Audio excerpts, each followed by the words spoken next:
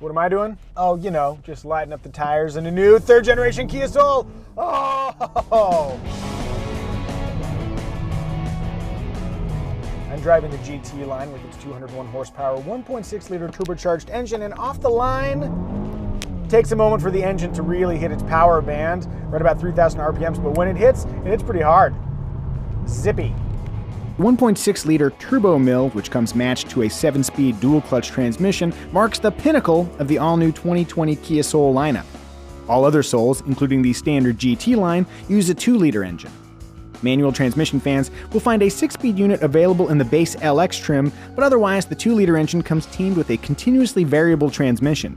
While naturally aspirated Souls will not light the tarmac on fire with their speed, the overall driving experience is excellent. With a longer wheelbase, the latest generation Kia Soul has a greater sense of stability and road refinement. Ride quality is really quite good. And I've driven the first generation Kia Soul. This is a lot better. Perhaps the most remarkable thing about the third generation Kia Soul is that they've made a vehicle that looks utterly familiar, yet totally different. The Soul's distinct profile carries on from the previous two generations, but the latest rendition presents a more aggressive face that I really like. Stylistically, the GT line adds sporty 18-inch wheels, red accents, and unique fascias to the equation. Meanwhile, the X-Line comes adorned with hardy body cladding, 18-inch wheels, and front-wheel drive. Besides the maddening lack of an all-wheel drive option, the X-Line is perfectly pleasant transportation.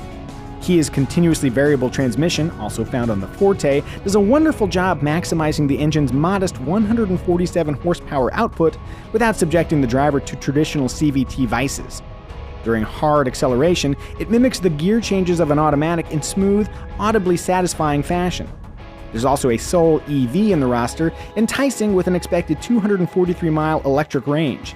We look forward to driving it soon. Oh, and I have yet to set eyes on a basic non-GT line, non-X line, and non-electric Soul. If you spot one, send me a pic.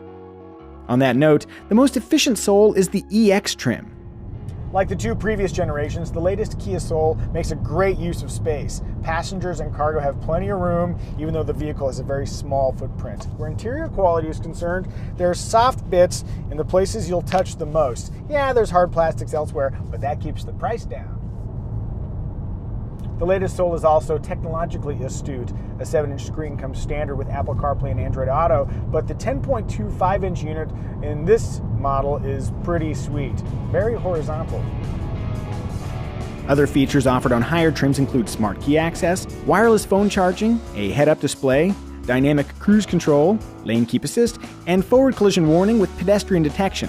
And yes, Apple CarPlay and Android Auto smartphone integration are standard across the board. Right now, you're probably wondering how much the latest Kia Soul costs.